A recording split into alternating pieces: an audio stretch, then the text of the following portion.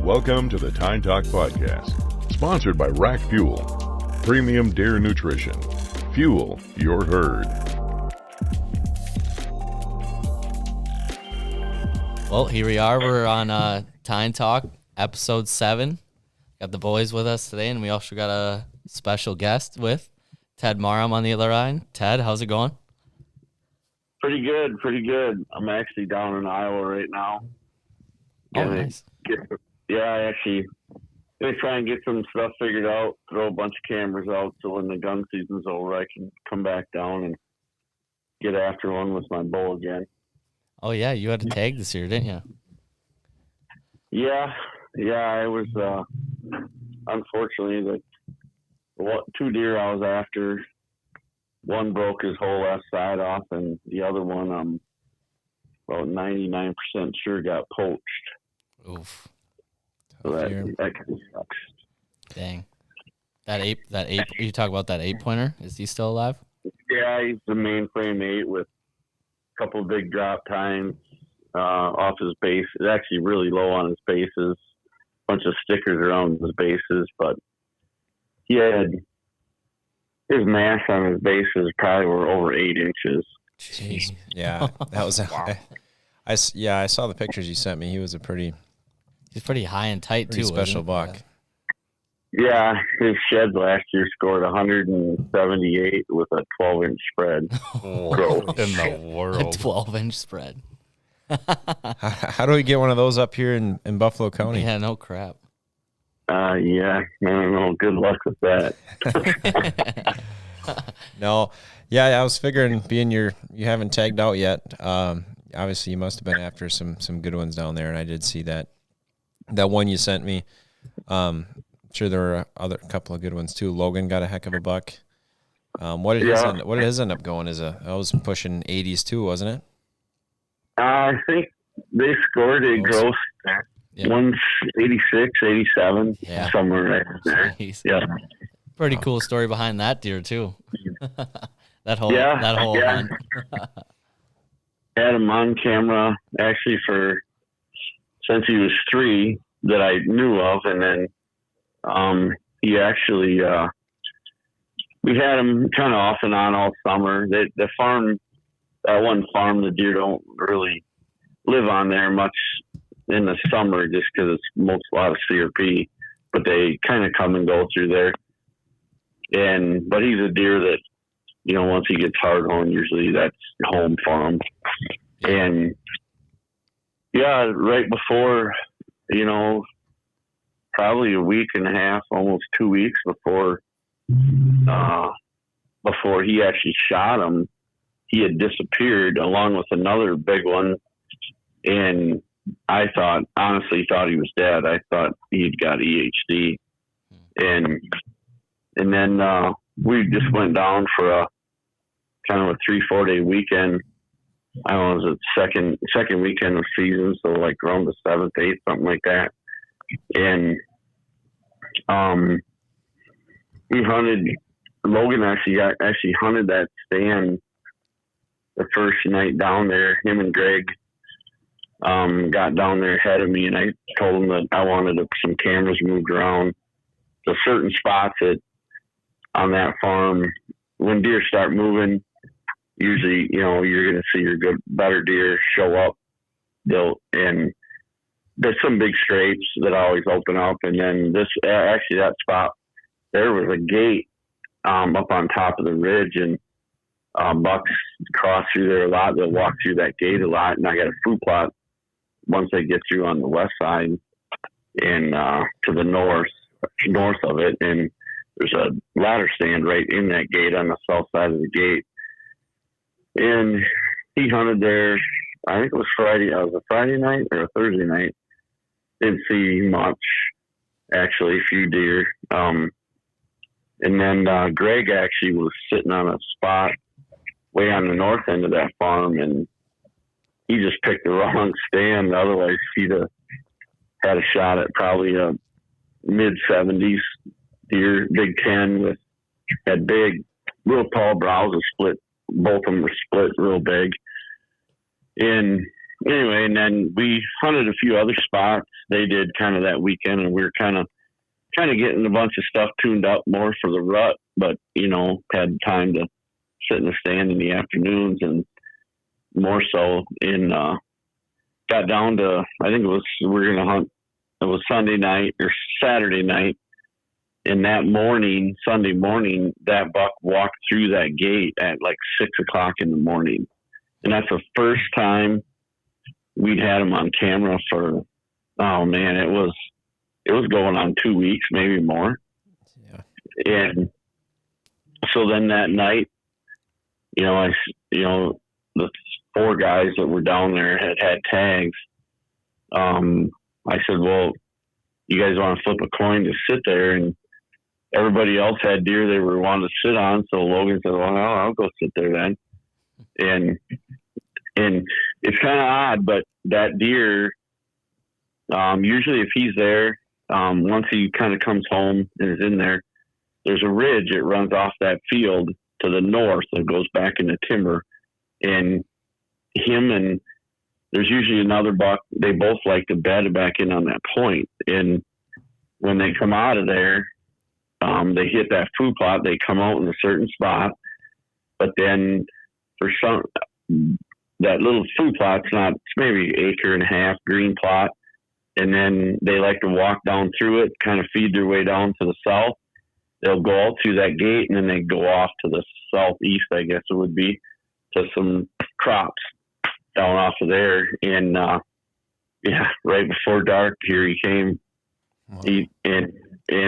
Walked right to him, shot him right in the gate. I don't know, it was like a 15, 16-yard shot. Smoked him. Before he had that buck come in, he had some, what is it, a bunch of people on horses come through or something too? Yeah, the landowners, actually the son's girlfriend and another friend, and I think there's 3 of them. He was sitting there, and they came riding from either southeast. They come up around or rode all the way across that CRP field right to him, and he was kind of waving at them, trying to get their attention, and they were just talking and didn't see him till they were literally right in the gate. And then finally he's like, hey, and they, looked up and like, oh my God, we're sorry, and he said, no, that's fine.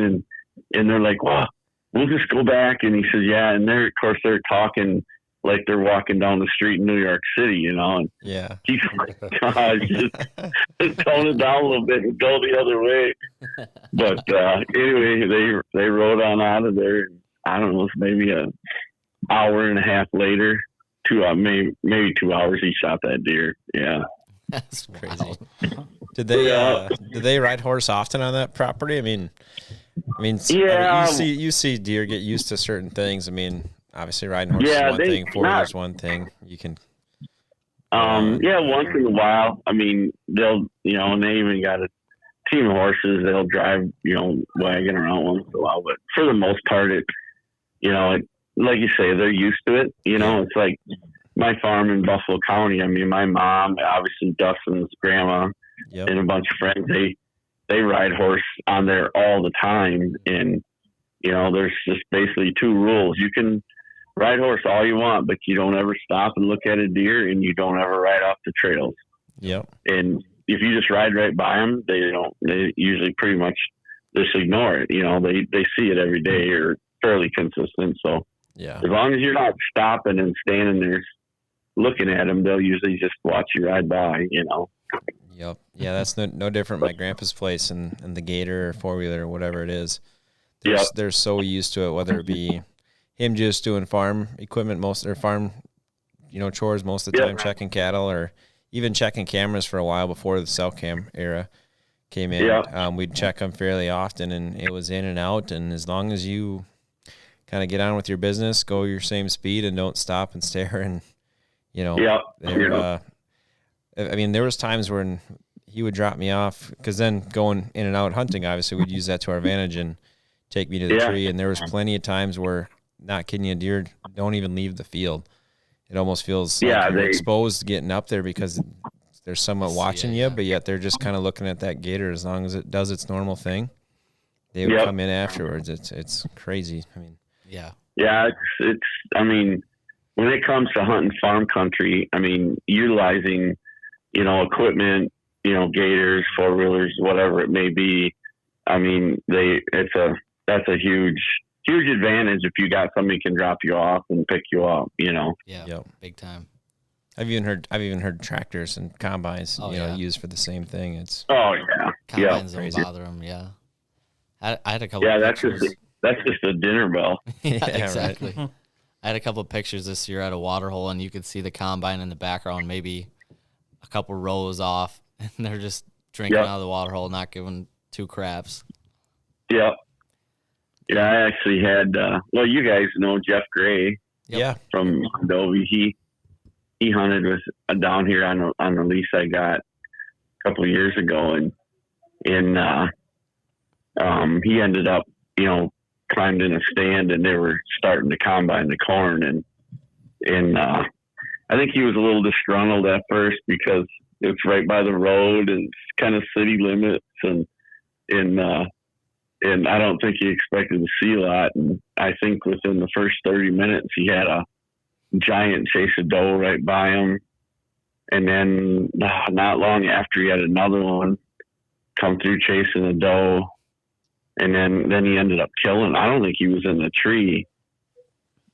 Oh, I don't think it was an hour and a half, 2 hours. Yeah, it wasn't And long. the combine just, combine away, literally not much more than 100 yards away, Probably did him more good than harm. Yeah, exactly. Damn. Yeah. That's a quick trip down to Iowa right there. Right. Right on his first sit. Yeah, Remember that? that His was first sit. First sit, yep. The shot was a little iffy. I don't know if it was a little iffy or just, he wasn't 100% sure on it, but we left him. Yeah, he didn't go. I don't know if he made it 100 yards. He was laying right there, so that was awesome. Yeah, he was happy. Dang. Oh yeah, yeah. So you're out in Iowa right now, just moving some cameras around and stuff, getting ready for the later season.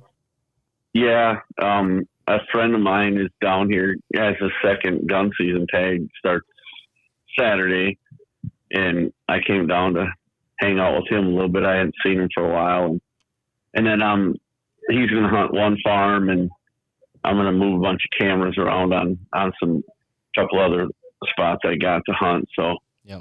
hopefully between the poachers and the EHD, I can find one that's still worth putting a tag on. Yeah.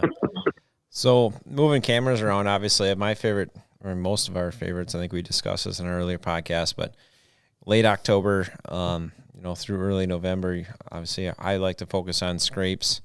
Most people do, probably. I'm sure you're somewhat in the same boat. Now, are you pretty much food, I'm guessing?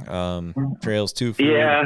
Where are you hanging your cameras? I know it's warm weather up here. I'm sure it's plenty warm down there. So Yeah. 52 when I got down here it was dark actually when I got here, but Yeah. probably, yeah. A lot will be on food, scrapes around the edge of the food, because most of your bucks are going to, hang out there and they'll still scrape at night, look over and hit most of the overhanging branches, and then there's some of the spots, but it's just, I got some kind of overgrown cattle pasture stuff that they just like to hang out in. And I just set cameras up in them, and when bucks get kind of batchered back up, they'll move into those areas and they just kind of, it's just basically hang out there, and bedding area / but they don't get boogered. It's not like it's real thick or anything, but it's just big hedge thickets. And I just put cameras in and around them. And, on a big one, when them bucks kind of batcher back up, they, hopefully there'll be a good buck that'll show back up in there in some of those spots. And I do quite a bit of that. I probably put more of them in close to where I think they're going to spend a lot of time during the day, and they move around. I mean, down here, they don't get a ton of pressure, so they'll move around in the daylight, get up, go for a walk, and some are in pinches, where I think they're going to walk through and stuff like that. But yeah, are you running cell cameras still, or are they pretty much all just regular cameras? Some cells, some of them are cells, and then a bunch of just static cams. I put a lot of them out, and then when I get back down here, I'll just spend a day going through all of them and pulling them and figure out where there's something worth running a sharp stick through. That's usually a fun day, going through checking cameras. Christmas. Yeah. Nowadays it's so hard you can't really, you can't, really get that feeling due to all the cell cameras and how easy they are for everybody. But you run a little bit of both then? I still run a lot of static cams. Mm-hmm. Just especially down here, just because of the service. True. There's a lot of areas, draws and stuff. You can't get. I mean, you can put cell cams in there, and it'll send one picture out of 20. Yeah. And the batteries will drain right away. Yeah, right. So it's sucks your batteries dry, and and ironically, we have the one farm. We had a giant on there. He was a 4-year-old last year, and then he showed back up this year, which I kind of figured he would. I knew he was alive, and he was pushing 180, Big 10, and then he was there through September 10th, and then he disappeared. And I kind of thought it was because of this one bully buck that lives in there, and of course, that prick didn't get EHD, of course, so he was still there. Yeah. And I thought mostly it was because of him running that deer out of there, because he's definitely not a fighter, and hadn't been there all fall. And there's one of the big negatives of, running your cell cams and using them as gospel, because and just down, that draw is probably a mile long, and about half mile down that draw on 2 static cams here, I had that deer on camera all the time. And we just didn't even hunt him there because we didn't think he was alive. Yeah. And and then we had a lot of deer die of EHD and right in that area. And I thought he was dead. And he showed up, actually, when we were back home for rifle season in Wisconsin, he showed up on Friday night of our rifle. So guess where I was on Monday? It wasn't in Wisconsin. How was your guys' gun season this year? Was it pretty slow? Yeah, I mean, we just didn't have a lot that we wanted to shoot, so we shot couple does. That was about it. We passed the biggest deer I had in a couple times, and I remember seeing that one. And it was either you or Logan's Instagram story. That thing, he's gonna be a nice one in a couple years. Yeah, he walked by me. It was kind of weird. He just come roaring up in there, and I don't know if there was a coyote or something boogered him, because that's kind of how he acted. He come running up, and then he flagged and looking back, and then he ended up, he was standing, it wasn't more than 10 yards from me hardly. But I did see a deer go through down below there, and it was a big deer, but I couldn't tell. It was thick. And I was like, he didn't, I mean, it wasn't like, when that buck ran up there, he didn't act like a buck chased him, because they don't, he acted like he was kind of a little freaked out like a coyote. But anyway, yeah. And then he just slipped off down over the hill. So yeah, that was pretty cool to see him opening day, right in the middle of our farm. So I figured he had a pretty good chance of making it through the gauntlet. That's always nice to know. So hey, I had a couple of questions for you. Obviously, you mentioned EHD a few times. I'll get to that. Second, your cell cams you run down there. I'm sure living up here in Wisconsin and having a lease and having a tag this year, down in Iowa, cell cams, I would utilize the heck out of them if you can. It's a disadvantage if you don't. However, I mean, what's your general opinion on cell cams and using them they don't kill the deer for you. My opinion, I probably went on and rambled about this, but I wish they didn't exist. And I use a lot of them, which is, probably pretty contradicting to most, but what's your opinion on them? And I mean, do you love them, hate them? Was hunting better before them, after them? I mean, just kind of touch on that. Well, I mean, it's definitely changed hunting, Mm-hmm. It's made a lot of lazy hunters. Mm-hmm. And, people, well, I mean, you don't have to really put any legwork in it anymore. I mean, you put cell cameras out and I mean, and everybody sits and waits till they're buck daylight, Mm-hmm. and then they just go in there and sit and kill them, and it's there's nothing against it. It's just that cameras have really changed the way we hunt, I guess, put it that way. Yeah. Honestly, myself, I wish they outlawed all cameras. Yeah, I agree with you. If they outlawed them tomorrow,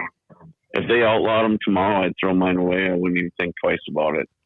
And it is, it's really changed. I mean, people don't have to hunt anymore. I mean, because really, nobody has to scout anymore. Nobody spends time. I mean, now it's, put in a food plot. I mean, this is just my opinion, but back, in Wisconsin or anywhere, it really in general, our season starts, fairly early, September, right around the 15th usually. Yep. And if you put in some green plots back in a corner, a little hidden spot where bucks generally like to come out, and you put a cell camera there, and even better, you put a enclosed tower there, it's almost automatic. As soon as a big one starts walking out there, you go sit there, you're going to kill him. Mm-hmm. And I truly believe that is going to come back to bite everybody in the rear hard, because we are literally cherry picking the biggest deer off every year before they ever get a chance to breed. Yep. Yeah. And I think we've already seen it in Wisconsin, honest opinion. Oh, tremendously. And one thing I've noticed with cell cams too, and how they change how we hunt, and I think they change our mentality too on how we hunt. You probably know more than, I'm 27 years old. You've been hunting as long as I've been alive, but 25 years ago, when somebody shot a big one, you weren't necessarily worried about, dang it, that was the one shooter we were hunting all year long. You were thinking, awesome, he got a big deer in the area. That's awesome. There's a big deer in the area. There's got to be more. Yeah. I think your whole mentality just, switches. And once you do have those cameras out there and you run them religiously, you realize how few of, big mature bucks there are, nowadays. Maybe cameras have something to do with that now versus, 20 years ago, but it just changes your mentality, in my opinion. It definitely is.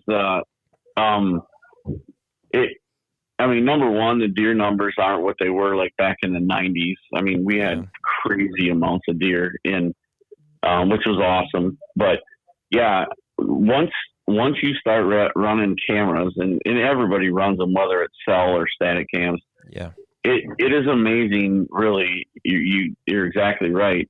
How few deer actually are, how few big deer there actually are. Mm-hmm. And when it doesn't take long. I mean, anymore, I had a conversation actually with a couple of clients. I obviously sell real estate, Coulee Land Company. And I had two guys I showed a farm to, and they own a farm in Buffalo County, and they were looking at a different property, and they're like, we just don't get it. I mean, we just don't kill any big deer anymore. Yeah. And I'm like, I was like, well, what do you mean? And well, we just don't see them. I mean, gun hunting. And I said, well, do you have any luck bow hunting? They said, well, we don't bow hunt. And I'm like, you don't bow hunt at all? And they're like, no, we've always just, him and his brother, they're older guys. Yeah. We just have always just gun hunted our property. And I said, that's your problem. Mm-hmm. I said, the bow hunters kill them all. Yep. I said, there's not that many of them in the first place. Mm-hmm. In between, the early food plots and the water holes, the cell cams, the crossbows. I mean, you can go on and on. By the time the gun season gets here, the biggest deer have all been shot. Yeah, for sure. Yeah. And if you don't bow hunt, and they were kind of flabbergasted, but the more they thought about it and the more examples I give them, they were like, wow, I guess they don't talk. They're not really nice guys, and they said they don't live right here, but they come up and they got a good piece, and they said, we just don't talk to our neighbors a lot, and I'm like, yeah. I said they just shot them all. It's not a matter of if someone's gonna get the big one, it's who's gonna get them every year, right? Which sucks. Yeah. Yeah, they are gonna. I mean, they are gonna die. I mean, it is few and far between the 4 or 5 year old deer, a good one. I mean, the top end genetic deer are still alive come gun season. They're shot. Yep. And it's. I mean, we've become so efficient as hunters, between with all the extra, trinkets that we get to use now that you name it, we didn't have back when I first started hunting. It's amazing. It is really amazing how efficient we are, really. Oh yeah. Hey, going back down to Iowa and this time of year using cameras and everything, Cole's got his lease down there. He's got good amount of beans. I was going to ask you, in your experience down there, have you seen like many new deer move into like some standing beans or corn that you've had? Or yeah, I mean it really becomes weather dependent. Mm-hmm. If it stays mild, I mean, my God, it's 52 today. Yeah, and if the weather stays mild, they don't move around a whole lot. But if we get number one, if the farm you're hunting, Cole, has, over the years had crops left on it, the deer, they become accustomed to it, and they know there's food there ahead of time, and you get generations of deer know there's going to be food there. They just move to there, Yeah. So that could be a huge plus for you going into the late season if you haven't tagged out yet. Mm-hmm. Yeah. But if not, if it's the first time it's been there, you're going to have the deer that are there. You might get a few deer that are, close by that have, actually probably went through there, through the course of the rut. Yeah. But it takes a little, and it kind of depends on how your training is, how it all connects. But hopefully, you should have some deer show up. But if it's been, had crops left over the last, 3-4 years, there'll be a huge amount of deer that will gravitate to there, because they know it's there, Mm-hmm. Yeah. So. Yeah, that makes a lot of sense. Yeah, like you said too, there could have been that one random buck that randomly went through there during the rut on a doe or whatever, but he's got that in the back of his head. He's like, oh, he's got a shit ton of beans over here. I might come back here when it gets cold. Or it also, you got does, the does that start to congregate there, and down here, there's a high percentage of doe fawns that actually come in heat in December and January. So, I read once that they had done a study that like almost 80, I think it was close to 82% of the doe fawns in southern Iowa actually come in heat their first at 6.5 months. Wow. Jeez. So that's like, whole mini rut starts over again. Actually, a buck I shot years ago off, Steve Snow was filming me, late muzzleloader. He watched that buck the day before breed a doe fawn. Wow. And it was actually, it was opening day, and it was the first day, so of the late muzzleloader when I shot him. And so I don't know, somewhere around December 19th, 20th, something like that. But yeah, the day before, he actually watched that buck breed a doe fawn. Dang. Wild. And I guess stay in. I'm just going to say I felt sorry for the fawn. He said that looked like a pedophile. And I guess jumping off of Duddy's point with the whole EHD thing down there. I mean, I don't know a whole lot about it. I mean, up here in Wisconsin, we don't really get exposed to it. I mean, is it a year after year thing down there? Or does it depend on how the summers go? Or it's gotten where they have it down here pretty much every year. You get some of it.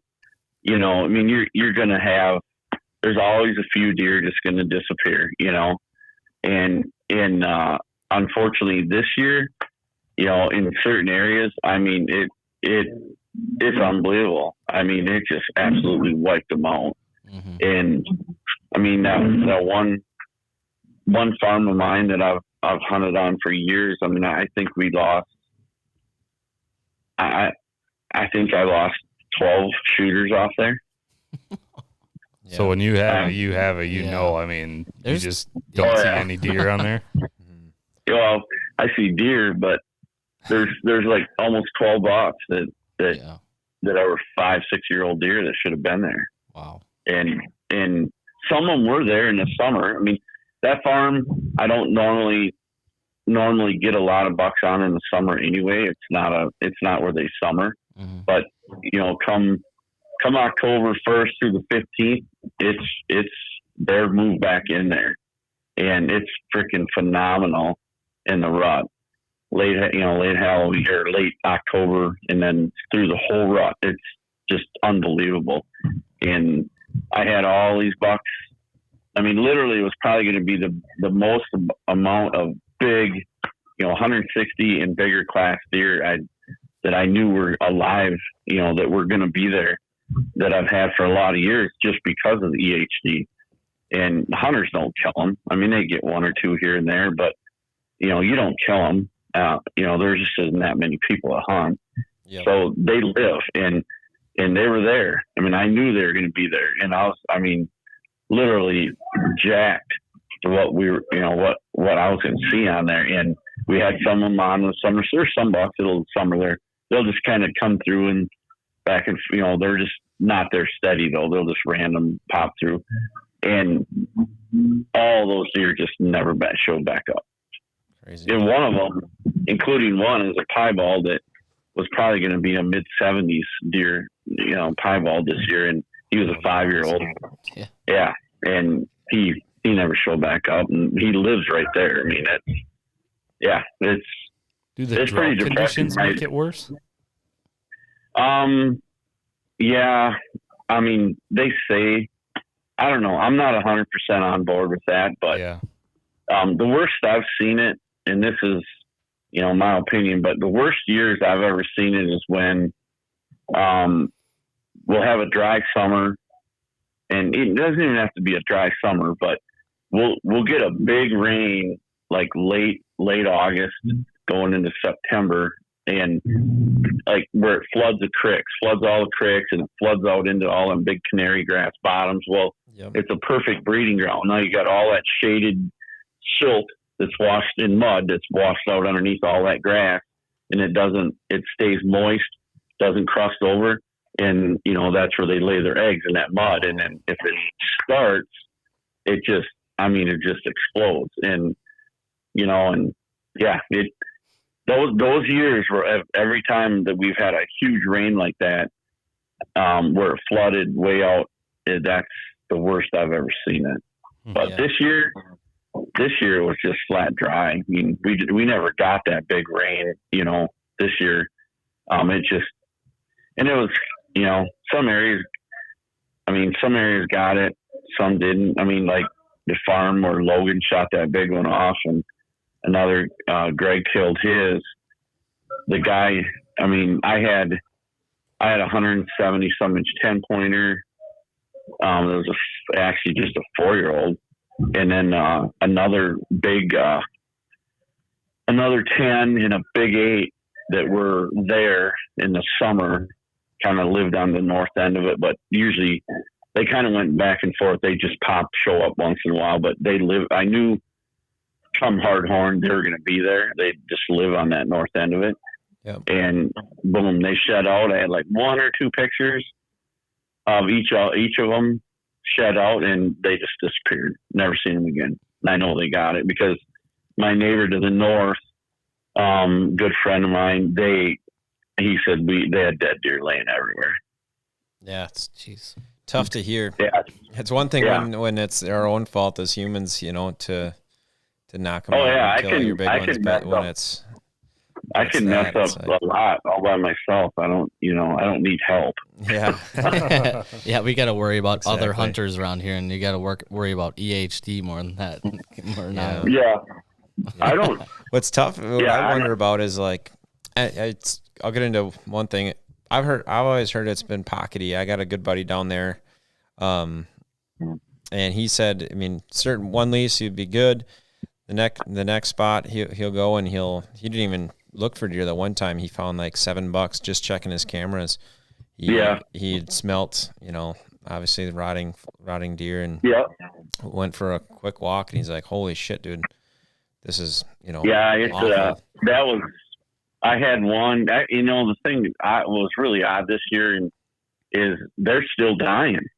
Yeah, I mean, normally August and you know, first maybe week or September is the end of it, but I drove in on that one farm. That's when I really knew that for sure that was the issue, is that there was a buck standing there. I literally drove up and bumped him with my pickup, 145, 48-inch 10-pointer, and he looked like he was just standing there looking like he was staring at me, but I could tell right away he wasn't looking at me, and I just drove right up to him, bumped him, and he, you know, staggered off, and then he, you know, he's walking, and you could tell he was his brain was cooked, and looked like Dustin with a hangover, probably.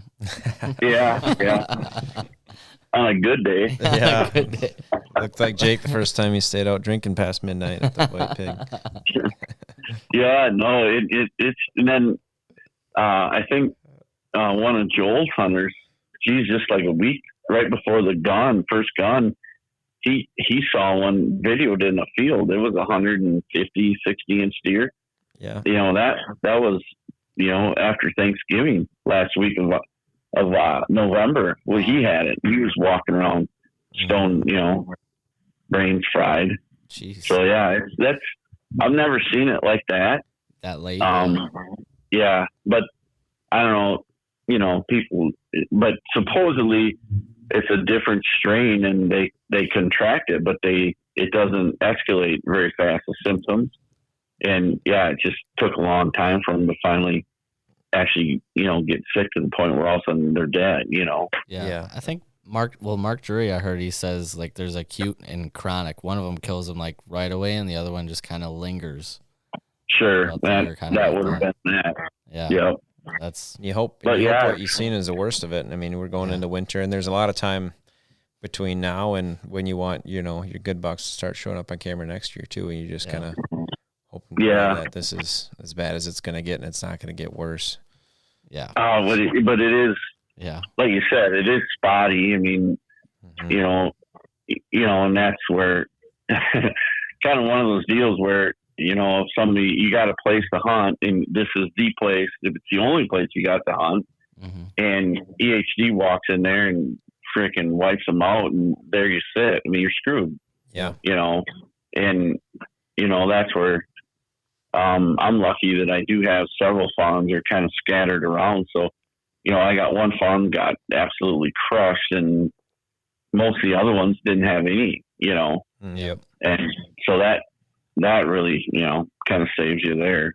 Yeah. But then you got poachers helping you out on the other. Yeah. So that kind of sucks. I think that's another reason why he's Mark Drury sold that big piece that he had to stay away from EHD and kind of have like satellite farms and don't have all your eggs in one basket. Yeah. I say. So. Well, yeah, and you know, and then when you get in an area that where you have like, I don't know necessarily a bunch of managers, but when you know when you're not shooting does and keeping the herd kind of in check, when it starts, it just explodes because there's so many deer there. Yeah. And you know it just it goes crazy. I mean, and it'll decimate an area in a big hurry. it's unbelievable, really, how bad it can be. Jeez. It's the worst I've ever seen it, other than 2000 in that one area. Other than 2012, that was that was bad too. that was terrible. I remember I was obviously we were big. Not to keep picking up Mark Drury, but I remember watching some of his podcasts and or videos at that time, and with his big farm there that he has managed for years, I think he had one shooter on the entire place that he had a picture of that he knew was alive, and as a shooter, it wasn't even a good one. I mean, it was probably a 4 or 5 year old deer that was mid 40s or something like that. But it's discouraging. You hope, and the worst part is it's been around, it's here, and there's no real fixing it. At least, I mean, to my knowledge, the Iowa DNR, at least the Iowa DNR doesn't have a hair up their ass thinking that going and shooting 100 of them is going to help it. But no, it's just kind of like I'm just referring to CWD back here. Yeah. It's just tough because there's nothing you can do about it. And, no, don't matter the money you spend, the time you put in. It's out of your control. So it's pretty humbling. Yeah. You went to that how CDD. Iowa treats it is they don't do anything about it and don't have to report anything. Nothing. Nature, it's man. just I don't pass know. it. Yeah, Probably. No, just I mean, if you find it one dead that you want to retrieve the skull, you have to have a warden come out and tag it. Yeah. And and I talked to my neighbor on that one piece. I talked to the guy that hunts it, and he found over 35. And I wasn't even looking. I found 14. And I mean, and then the other neighbor there's two big creeks, mine that runs out of ours through his, and then another big creek comes from the north through that one. I can't even imagine what's laying dead in there. Oof. I mean, it's another 700 acres. I bet you I bet between the three pieces, there's probably pushing 70 plus deer, maybe 80 that are dead. Wow. And that's just right there. I mean, that guy told me that the warden he called had over 400 documented cases and I think those were just bucks that he was going to tag for people. Oh, that's just, I mean, you're not counting the 1.5, 2-year-olds. Right. You're not counting the ones that guys aren't picking up. I mean, they're just picking up the big ones. Or that people aren't finding. That need. You only find half of them. Oh, yeah. You might find a third of them, really. Yeah. Or less. I mean, people aren't, it's not like it is up here where people are walking, deer hunting every square inch. So, yeah. So how did EHD kind of affect your hunts this year? Did you not see as many deer as usual, not as many shooters? Yeah, I mean that one farm alone. I mean, there was probably a dozen bucks gone that should have been there. Yeah. 160, upper 50s, 160 class deer and bigger. Mm-hmm. And the biggest one that I had there, I mean, he's still there. Is he's pushing 180 clean typical 10, but I haven't had him on camera now again, and that's basically the deer that I'm moving a whole bunch of cameras around to try and find if he shows back up. Yeah. But yeah, I mean, it's just I don't know. It's just and the biggest thing too is like I like hunting down here. I like hunting the week of Thanksgiving and the week after, right up to the start of the first gun. Mm-hmm. In my opinion, I think it's the best time to be here if you want to kill a giant. Yep. Other than getting them right out of the gate, Mm-hmm. and because that's when the big ones, the giants, are cruising and they're walking, looking for does. And so I was, and that Big 10 showed up. So I was down here, but this year, I mean, a couple of them farms I got, they always have just giants show up that week and a half. Never happened. And because they were dead, they just weren't there to walk. Mm-hmm. Yep. and yeah, that was pretty sobering because even though I knew a bunch of deer died, I was like, I'm still got my hat in the ring. Come that week, there's going to be big deer, on their feet walking, and just didn't happen. I mean, that farm that you've hunted before, Dustin. Yeah. I mean, that farm. I mean, it's nothing to have 5-6 slammers show up that week of Thanksgiving on that place that you've never seen. Yep. And not one, not a strange buck, not one ever showed up there. Yeah. So that sucks. Like I said, the worst thing kinda about it takes is the you wind out just of your can't sail. do anything about it. No. I wish I was the guy who had the genie in a bottle type. Yeah, right. That crystal ball. That could just fix it, but And it's not like you can replace those 3 and 4.5. No, and that's the thing. I mean, you're looking at 2 years of before, and then not only that, but you've depleted your buck numbers because there's a lot of yearlings and 2-year-olds that die too. Yeah. And so those deer aren't going to be there to, repopulate, Yeah. So yeah, it's a sobering deal for sure. Dang. Just depressing, really sickening. It's wild how it's so good down there around Thanksgiving, and then around here it feels like there's no deer that are still alive. Yeah, it's like once gun Yeah, season's done, it's like, hunting season's over. Yeah. Feels like the woods is so bare, so empty. Yeah. I mean, I had some good hunts. I saw a lot of bucks, but just didn't see the ones I was hoping to see. Yeah. yeah. I've seen a few pictures of the ones you were hoping to see, so I can understand why you're still haven't tagged out yet. So I'm sure you've had some good ones walk by you, no question. But yeah, I've had a couple of good ones. It's tough. So we were talking about earlier because Jake and Cole both have been down there this year. How much later do you think the rut is in Iowa compared to Wisconsin? Like the best part of it, or I guess when it starts. Well, I've always seen, like, I always kind of go, like, when the Missouri Rifle opens, that's usually around anywhere from the 9th through like the 12th, 13th, 14th. It's right in there, That week is always like absolute major lockdown. I mean, that's when the majority of the does are in heat, and bucks got them. And so it can be right there is kind of like, it's tough to find a big one walking broke free, for about a 4 or 5 day stretch there. And then, but cause I always judge it too by like Missouri Rifle, it starts on a Saturday and it runs all the way through the Saturday before our rifle in Wisconsin runs all the way through Tuesday of our rifle and closes. So, but this year they extended it a whole nother 5 or 6 days for through the fall, through that Sunday because of CWD in Missouri. Oh, they got the same guys in charge down there than they do up here, huh? Yeah. It's like Dumb and Dumber just moved south. It's unbelievable. They must have a cousin move out of Wisconsin. Yeah, but yeah, that 5-6 day stretch right in there is always. I mean, it's kind of a free for all. I mean, you always have all the other bucks that don't have the does running in, just running around like crazy.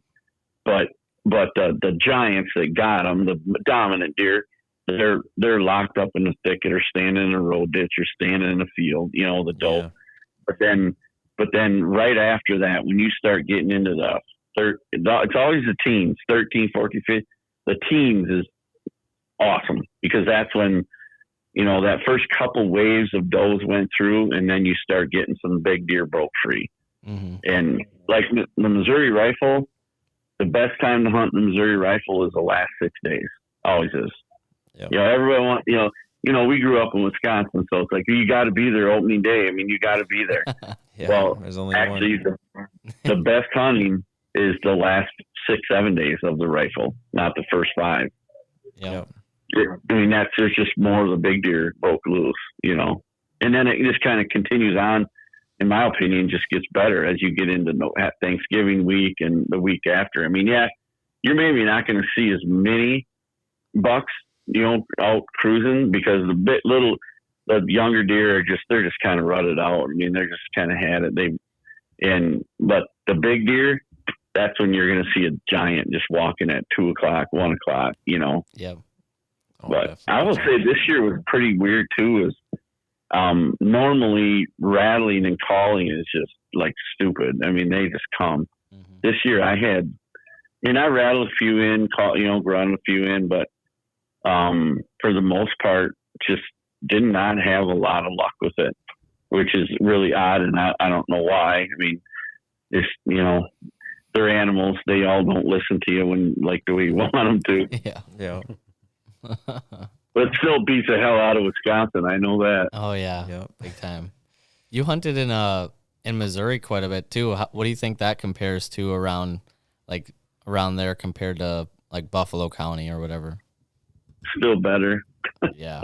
I remember my first time I was going to school. I figured I was going down to Iowa to play baseball. You're like, you know what? Yeah, go hammer the public because you're going to end up seeing even the public in Iowa is probably going to be better than what you're hunting at home, and it's. Oh yeah.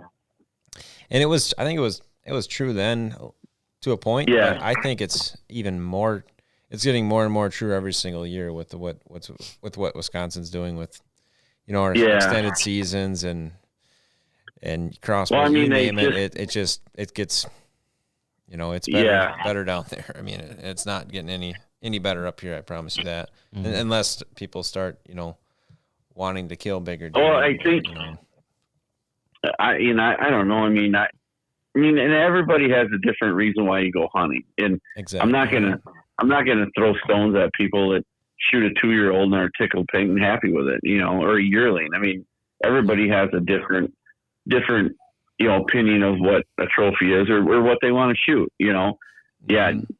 Do we want to shoot big, mature, giant deer? Yeah, that's, but at the same time, I think just overall, the state has done a terrible job of managing the deer herd. I mean, literally, I look at it like this. I mean, the state, in my opinion, is pretty much checked out. They don't really care because now we register our deer online.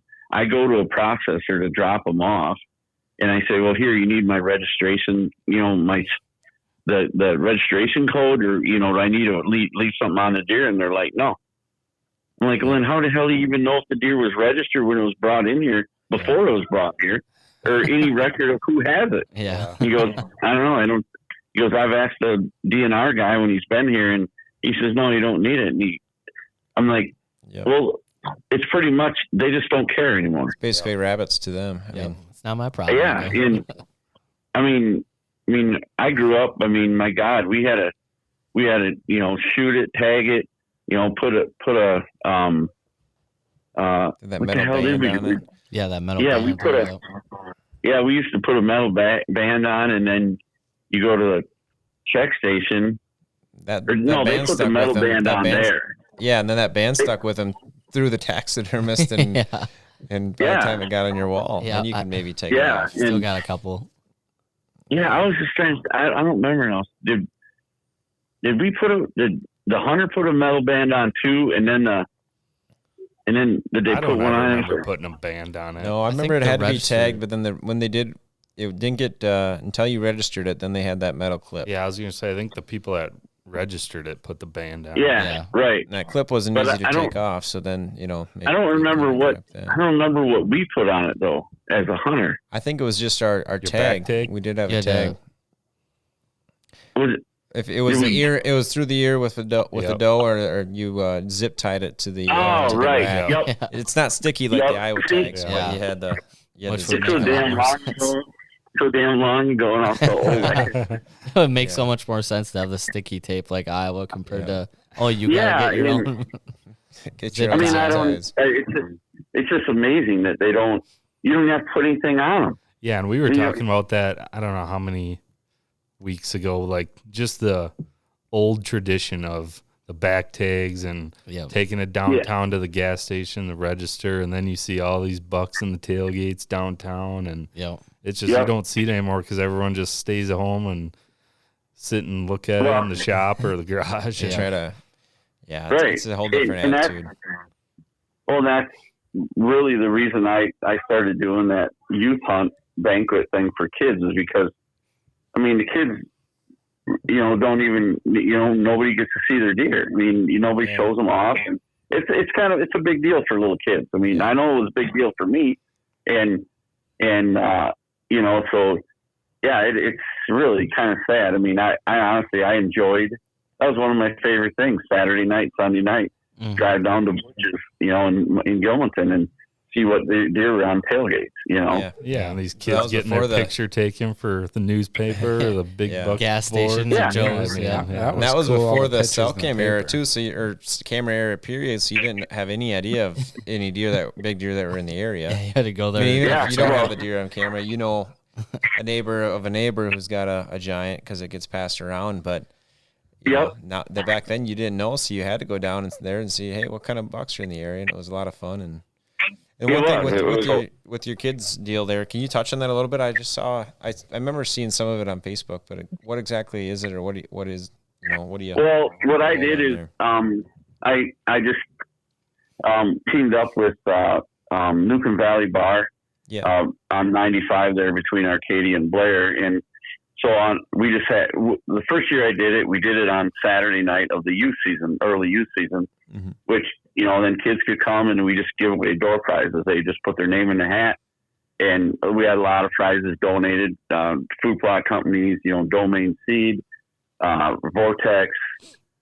We had a lot of different companies that donated prizes, give them away, and then I put a bunch of cash personally, and they could draw envelopes, but yeah, it was fun, and kids had a great time. It was all for the kids, and it just was a way for and then kids that had shot deer that night, they were there, and so this year we actually backed it up 1 week because there was some kids that didn't make it because they'd shot a deer, and by the time they find the deer and get home and get there, we actually did it the week after. But yeah, parents loved it, the kids loved it, and it really, really good turnout and a great response. So probably gonna next year maybe move it to a different location instead of and part of the reason I did it over there is my name. I'm not that well known over there, and it just helps me a little. There's a little bit of advertising involved too. Yep. Yeah. But I just think it's a great way to get, it's fun for the kids, and that's supposed to be fun. That's what deer hunting kids supposed to be. introduced to hunting, and Yeah. And what you there were was somewhat of free what you pizza. were introduced to, going downtown. Yeah.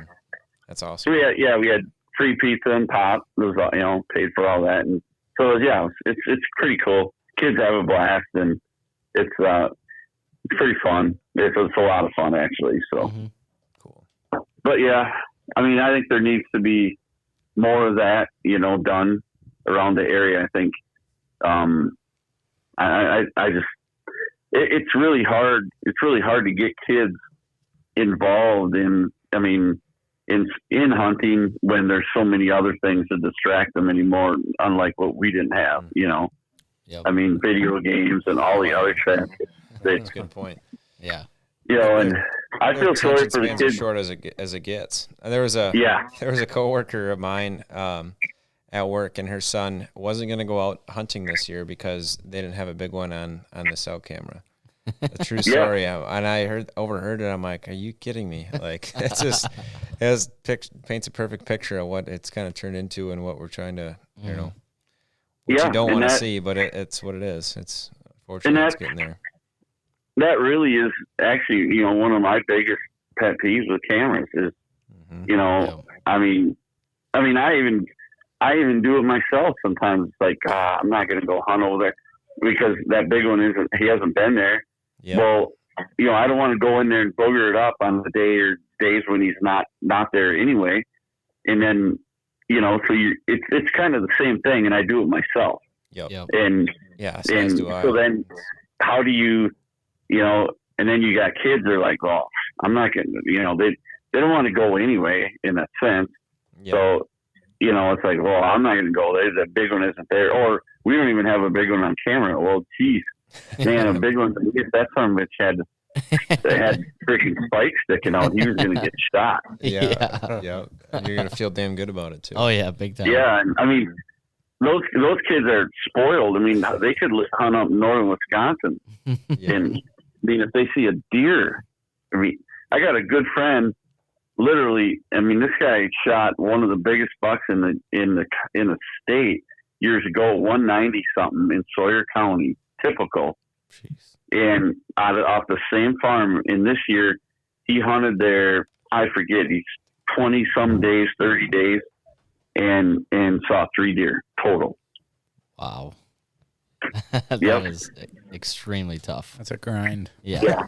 And I mean, he's he goes, I just go out just because I love being out there.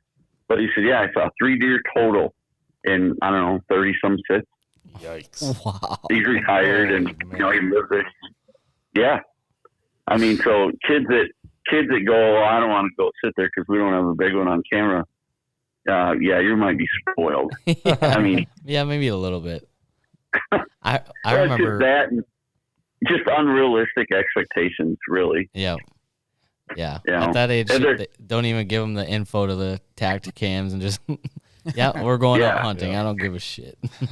Yeah, I remember. it is. I mean, I mean, that's like I said. I mean, that's why I would love to see all cameras just boom done. Can't use them. Yeah. Or you can do like like some of the states out west now. You can use them all summer, but like 2 weeks before bow season opens, cameras are done. You can't use them. I think that's awesome. Yeah, that is interesting. So, you can at least get an inventory of what you got around you and your neighbors. Yeah. But then once season opens, nobody can use them. Huh. I think that's awesome. Yeah. I would be mystery. Yeah, that would be a mystery season right. 100% on board with that. I would. Yeah. Wow. Because right now they have cell cameras. I mean, they have changed the game. I mean, it's made it unbelievably. I mean, like certain deer, like we killed one deer this year where we were hunting him on one end of the farm, and all of a sudden he showed up on a cell cam way to hell over on the other end of the farm and went and sat that stand and killed him that night. would have never sat there. Yep. My cousin Andrew too, during gun season, he wasn't even going to go hunt at the home place that night at John's home place. And sure enough, they got a picture, 2:00 in the afternoon. He was with a doe in the field, and I guess we won't do any drives tonight. I'll go sit back here. Killed him. It's just. Yep.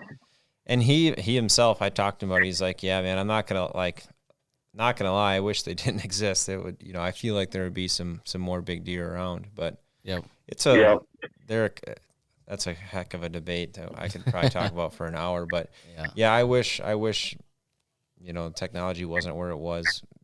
Not only cameras, but bows in themselves too. If we could only shoot 20, 30 yards, or the real archer who put in his time might be able to get to 35, 40 like they were back in the day. And even then, that was a hell of a long shot. There's just going to be more big deer around it, period. And when I first started bow hunting, a 20-yard shot, a 30-yard shot was a long shot. Oh, yeah. And you didn't have rangefinders. And those bows, they were lobbing rainbows, so you better guess. You better guess within 5 yards. If you're off by 5 yards, you missed them. Yeah. Those big, thick arrows. Especially if I remember pulling back. My grandpa Larry there, he had a handful. I think 3-4 of them hanging in the garage, and they did lob rainbows. And the crazy thing is, they're still freaking hella hard to pull back. Yeah, I was 12 years old. At the time, let so off. Maybe it wouldn't be as hard now, but it was. It was just crazy. You can pull your bow back and you can hold it for minutes. Oh yeah. And without letting it down. Mm-hmm. And we didn't have rangefinders. The bow, you couldn't shoot farther than, I mean, somebody that shot farther than shot a deer at 40 yards was like, wow. I mean, that was like unheard of, you know, and didn't have rangefinders, you know, you didn't have cell cameras in general, didn't have cell cameras, didn't have, I mean, food plots. What's a food plot? Yeah. You know, didn't have enclosed towers. I mean, water holes. I mean, it just, you can just go on and on and on. Crossbows. I mean, there's no reason there. I mean, 95+% of our big deer are shot before gun season ever gets here. Yep. No, every year. Absolutely true. Lone And survivors. You know, being cameras at the topic, cameras have proved it to me over the years. A lot of them are shot before your, you know, so-called, everybody, you know, has in mind taking rutcation, like we call it, the first week of November. Yeah. They don't even make it to the end. They're done. They're already gone. Yep. I mean, 21 this year, I somehow did have a satellite big one show up, and he was alive during gun. But outside of this year, it's been, you know, picture perfect, like we were just talking about there. They're dead before the rut even hardly gets here. I mean, in 21 was the best year of pictures probably ever had on a, you know, permission property. And at least we had 2 legit booners, and you know how hard they're fairly hard to come by around here, especially. And both were dead by October 22nd. Yep. And I felt like I was in the cards to kill both of them, and you know, I would have picked. It wasn't like they were a one-time nighttime picture, you know, on a strip or something. They were pretty local deer, and nope, it didn't happen, and it was not even the That's why they died too. They were dead. Yep.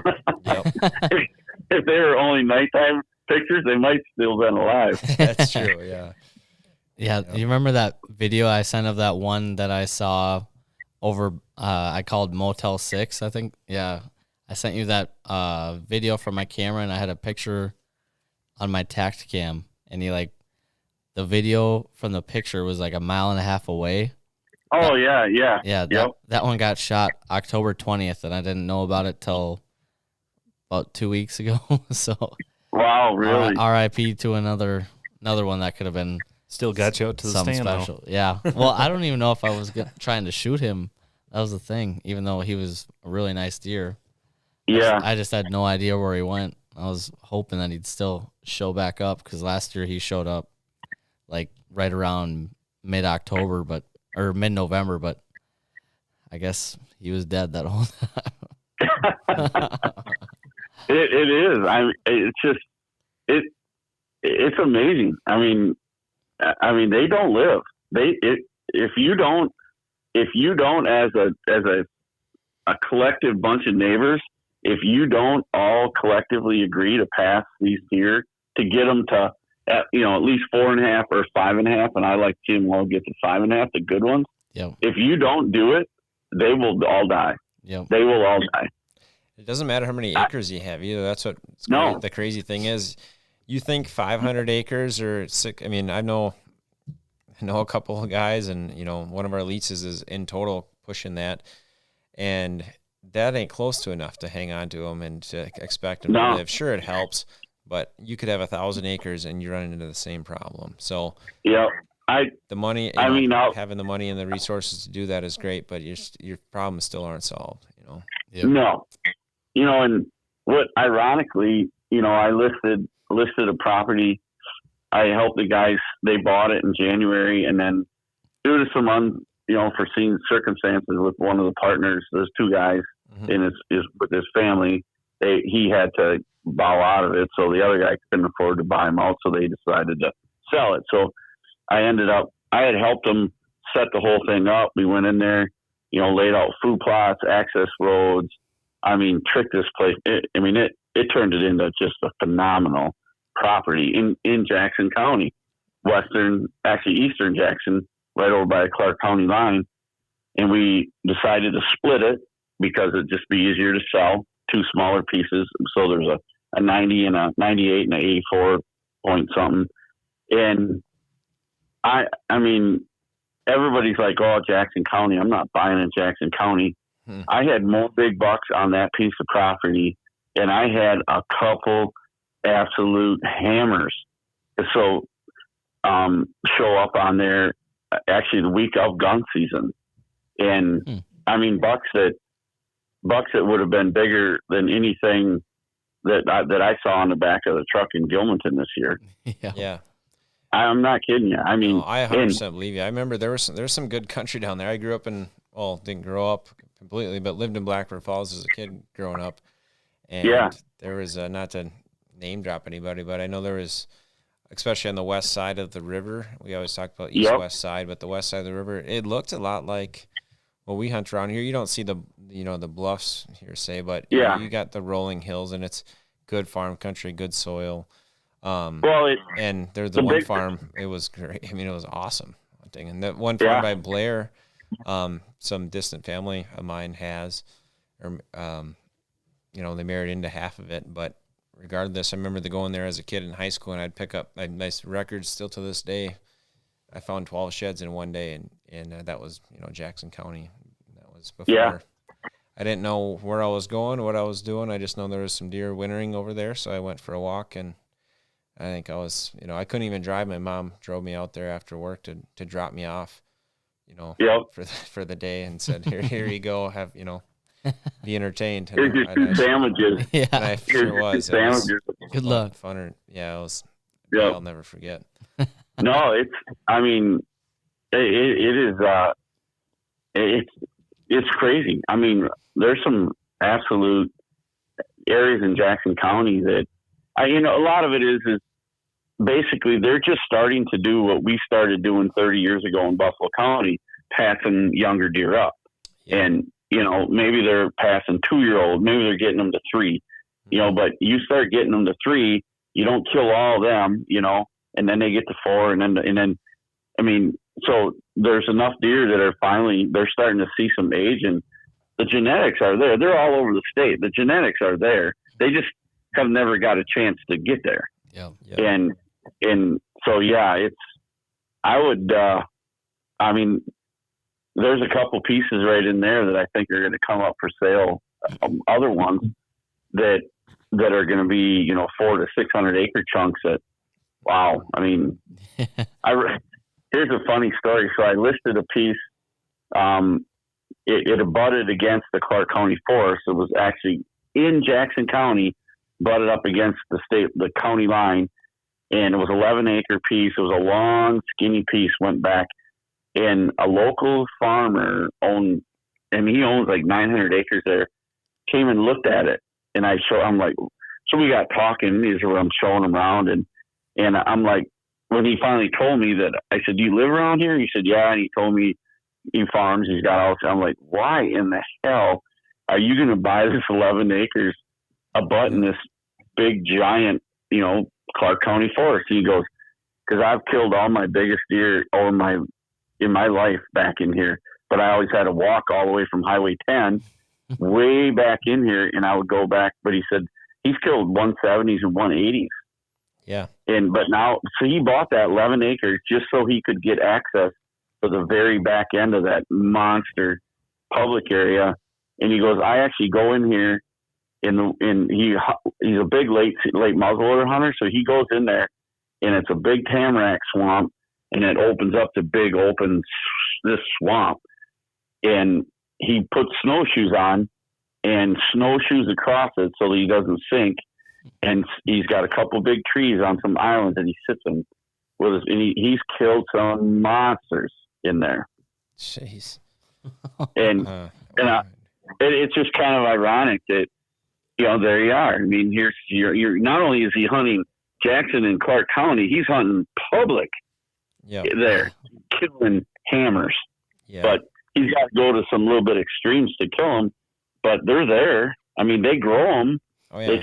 They for the most part, they just never got old enough. But now, I mean, it's kind of all through there now. People are starting to let them go. And I guarantee you watch in the next 5 to 10 years, Jackson County, Clark County, some of these other Trempealeau, I mean, they're going to blow Buffalo County out of the water. Yeah. What's the going rate for, like, money-wise, like, down there compared to, like, Buffalo County? Because Buffalo County is absurd. Well, this piece, these pieces in it was actually two pieces, split. So it was actually 185 acres, but it went for pretty close to, the asking was 4,500 an acre, and it went real close to asking. Wow. And so it's like, well, geez, should I buy 400 over there instead of, 200 in Buffalo? Yeah, exactly. Yep. And then it only appreciates there too. It's only going to go up. Yep. Where you buy it here, and I'm not saying Buffalo County is terrible, but there is other avenues, and you can buy stuff cheaper, and it's only getting better. It's going to continue to get better. Yeah. And I guess that's kind of my thing is I always tell people, hey, if you're looking to buy ground and, you're a little bit strapped for money, or you can only, then go over here. You can get twice as much for the same money, and it's only going to get better, and it's only going to appreciate. Yep. Where if you buy it, you're buying in Buffalo County right now. I can't see, as a realtor, I honestly don't see it going much higher. Yeah, the percentage increase has got to be almost exactly. tapped. But one, and then it's kind of to top off your point there as far as, them, Jackson, Clark, starting to let, 2 and 3 year olds go. Another thing I just comes to front of my mind is the hunting pressure there as opposed to here. There's not a place in the state that gets more hunting pressure than Buffalo County, Wisconsin. I'm dead sold on that. So that probably plays a role too. It's still, it's Wisconsin. Anybody can get a tag and come in and hunt, but I don't think you're probably experiencing the same level of it as you are in Buffalo County. Am I correct? You don't have tree stands in every single line fence. Well, how is it? I don't know about that. There's still a lot of hunters. Yeah, there's still a lot of hunters. But maybe they're not the same caliber of, they're not the guys that are spending $8,000 an acre and hunting 60 days out of the year, Yeah, I will say that I remember some of the areas out there, you don't see the intensity with the food plots and the water holes and the, I don't think there's probably not quite as much of that. But also is, Jackson County in certain areas, it's got some pretty damn impenetrable type stuff to hunt. Yeah. Like big swamps and you maybe own it, but that doesn't mean you hunt it, Yeah. And so there is, there's some of that, but there is areas that those deer can get away and people aren't, they're not going back in there to kill them. And that I think is, now that people are starting to let them go a little bit, well, if they get a couple, they get to 2-3 years old, their brain kicks in and they start living back in those spots. Well, then they get another year older, Definitely. It's like watching Dan Infalt, look where that guy kills giants down in Waukesha County. Racine, and he's hunting them deer literally in tag alder swamps and, hunting on a little island with 2 trees that might be big enough to hold a squirrel, but those deer exist. And that's where, Jackson County has got some pretty nasty country, and and so some of those, and that's this area in particular is about a lot of ground kind of like that. Those deer, they get, if they get a few years on them, they know where they're safe, and it's in that stuff. And I honestly believe that you're just going to see more and more giants come out of there. There's a couple there right now that are just, wow. And they live. I got them on, because I put half a dozen of my cell cam, my tax cams in there just to get some, additional pictures. I hope, that some bucks would show up, and it was. It was like, wow. And it basically sold it. Guys are like, there's a lot of guys, disgruntled hunters. They're sitting on their lease or whatever, and man, I ain't seen crap, and we didn't shoot anything, and they're like, we got to do something different. And then they get looking at pictures like, well, wow, look at the deer on this place, Yeah. And that basically is why it sold, So anyway, but Yeah. Trail we cameras. haven't got it all. We haven't got it all figured out yet. Learning day by day. Sure, we never will. Yep. That's why we keep doing it, though. Oh yeah. You never know what's going to be out there. Even, So even with how our did- trail cameras. How did your hunt go down in Iowa this year, Cole? Did you have some good action? I mean, I saw a shit pile of deer. I mean, I probably didn't see the best rut activity. A bunch of 2-year-olds and some 3-year-olds pushing some deer. Yeah. I had one real mature 9-pointer come through right at the end of the light. Friday that he didn't give me a chance to shoot because it was just a little too dark. But other than that, I mean, I didn't see anything giant, just a lot of deer. But Yeah. no shooters really besides that one 9-pointer where it was probably 5-10 minutes too late. Right. Jake got one though. Jake got one on public. Yep. Buck? Yep. Decent buck.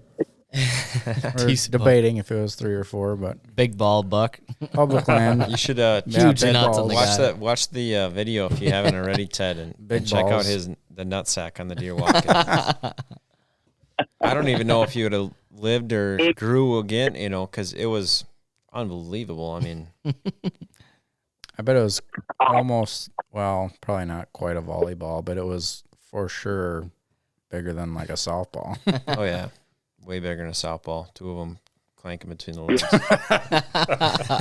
Bro got bruises behind his back legs. I mean, maybe you've seen something like that, but I don't know. It was wild.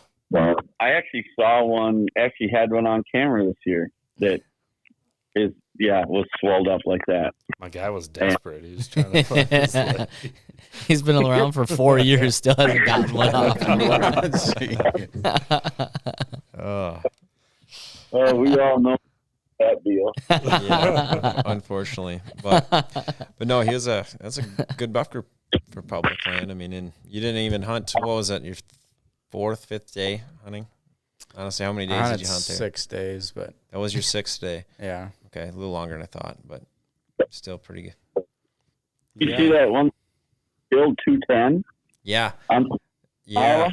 yeah. My good buddy of mine knows right where it was killed, and I'm in his wedding, and he still won't tell me where it was killed, but he knows where it was killed. So That said I think it's at an It's hour, at an hour south south of Des Moines. It's but got to yeah. be fairly close to where me and Cole are Yeah. at, doesn't it? he said it wasn't where you were at, though. I asked that, but he's good buddies with the guy who was hunting it. Not the guy who shot it, but a buddy of his was hunting the same deer, I guess. So Private, probably. Next. it was public. He swears by Really? it. Yeah, he bounces around from public, here and there, and guy's actually from Mason City. He kills some mega deer. I think he's got a couple of 200s and how I don't know how many booners, but it was on the public and he was hunting that same buck. That deer is just holy smokes, man. Insane. I know it. Unreal. Yeah, I know. I wish I knew more about him, but especially having a tag next year. But at the end of the day, he's dead. So what does that matter? Yeah. And I may not have a tag. Who knows? Yeah. Who knows? It's just crazy. I mean, to see some of them deer, what they turn into. It's just, Yeah. I'd really like to see what that deer was last year. I know. How much he actually.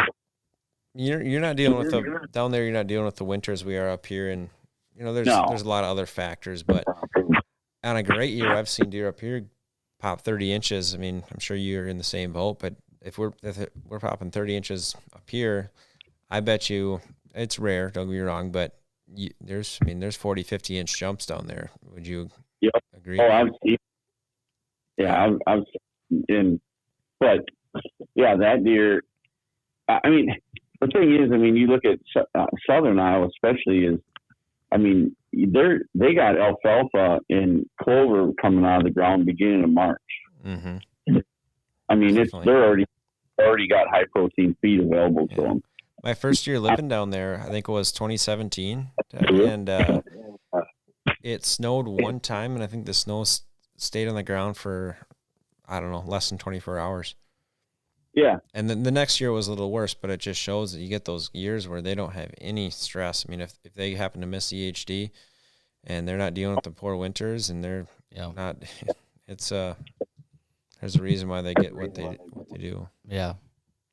I mean, it's just, I mean, when those deer, I mean, number one, the bucks, they batch her up, and by the time spring gets here, they pretty much have put the majority of their body mass back on that they lost in the rut, a good share of it, you know.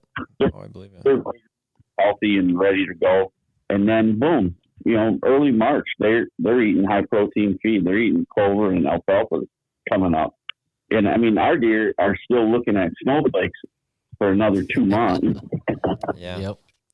You know, and so I mean, and on top of that, they didn't put any body mass back on. They lost it all winter. Mm-hmm. I mean, they're still going south, not back, no, you know, all the way through.